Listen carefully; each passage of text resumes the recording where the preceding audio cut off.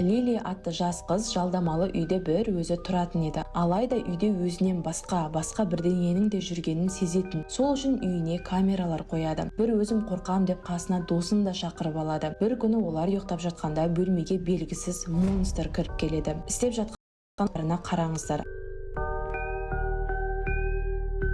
Ары бері жүріп жоқ болып кетеді. Қыз шошып оянып кетіп еді, жаңағы құбыжық енді кроваттың астында тұр. Басқа бұның енді точно өтірік екені білініп тұр, иә? Әлде олай емес па?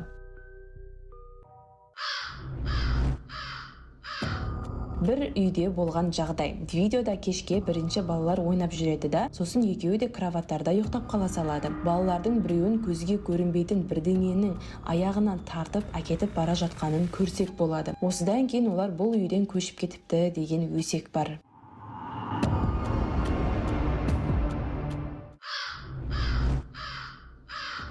Кейт атты қыз достарына үйде түнде бірдеңе жүреді, мен қорқам деп айтады, бірақ достары оған сенбейді. Мен оларға дәлелдеймін деп ұйықтап жатқан кезін видеоға түсіріп алады. Енді осы кадрға оң жақтағы ашық тұрған шкафтың есігіне қарап тұрыңыздар.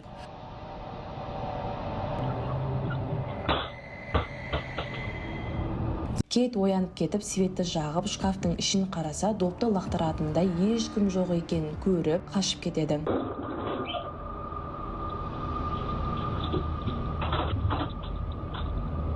Ал бұл уже Кейттің үйінің басқа бөлмесі. И дәл сол уақытта дуалдағы суреттің бір бөлігі түсіп кетеді. Drumsticks are on the ground. That's oh my god, I'm going upstairs. Oh no. Бұны уже точно өтірік, монтаж деп айта алмайсыздар. Энджел Робинсон атты әйелдің үйіне түнде артқы есік арқылы ұры кіреді. Бірінші музыка ойнайтын инструментті ұрлап, кейін диванда ұйықтап жатқан мектеп оқушысына қарап тұрып қалады. Жігіттің ойында не болғанын білмеймін, бірақ точно жақсы нәрсе емес. Қызды қорлағысы келген болуы да мүмкін. Қыз оянып кетіп, жігітті көріп қойған соң ғана ұры қорқып қашып кетеді. Міне оның камераға түсіп қалған түрі. Абайлаңыздар, сіздерге де келіп жүрмесін деп шошытпай қоя салайын. Негізінде ақыр оны полиция іздеп тауып, ұрлық жасағаны үшін түрмеге қамалыпты. Рэй атты жігіт те күнде түнде бірдеңе болып жатқанын сезіп, үйіне камера орнатады. Ал мынау соған түсіп қалған видео, мұқият қараңыздар. Точно аруаққа, елеске, көлеңкеге ұқсаған бірдеңенің өтіп кеткенін көруге болады. Ал Рейдің өзі диванда ұйықтап жатыр. Ал мына уже келесі күні түскен видео. Рей тағы да ұйықтап жатыр, алайда бірінші біртүрлі дыбыс шығып, кейін камераның алдынан жаңағы көлеңке өтіп кетіп, сразу үйдің сигнализациясы өзімен өзі қосылып кетеді.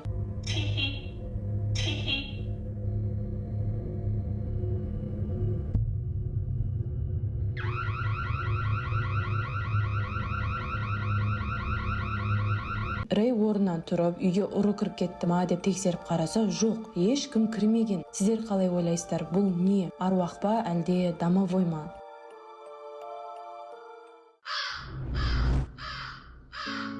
Америкадағы үйлердің бірінің камерасынан түсіп қалған өте қорқынышты видео. Түнгі 2-3 шамасында клоунның киімін киген, қолына пышақ ұстаған біреу үйге кірмекші болады. Жабық екенін көріп, үйдің артқы жағына барып, воротаны ашып кіреді. Үйдің өзіне кірейін десе, тағы да есік жабық тұр екен. Енді басқа есікке қарай кетеді, ол да жабық болып, ішке қарай кіре алмады. Үйдің дворында ары бері сандалып жүріп, ақыры кетіп қалады. Қалай ойлайсыздар, егер бұл видео өтірік болмаса, пышақ ұстап алған клоун ішке кіргенде не істейтін еді? Ойлаудың өзі қорқынышты, иә?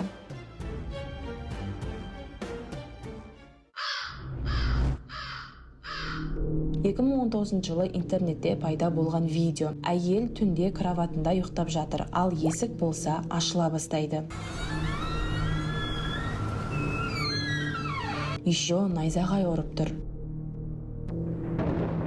Полкадағы біраз кітаптар жерге құлайды, басқа заттар да құлайды, дуалдағы сурет қозғала бастайды, полкадағы гүл де жерге қарай құлайды, бөлмедегі барлық нәрсе қозғалып қирай бастайды. Тура ашуланып тұрған аруақ әйелді қорқытқысы келгендей, бірақ әйелдің ұйқысы слишком қатты екен, вообще оянбады. Менімше бұл точно монтаж и өтірік, бірақ прям качественно түсірілген. Сіздерге сұрақ, ұйқыларыңыз осы әйелдікіндей қатты ма, әлде сәл нәрсеге оянып кете бересіздер ма? Мысалы, менің ұйқым өте қатты, оңайлықпен ояна бермеймін.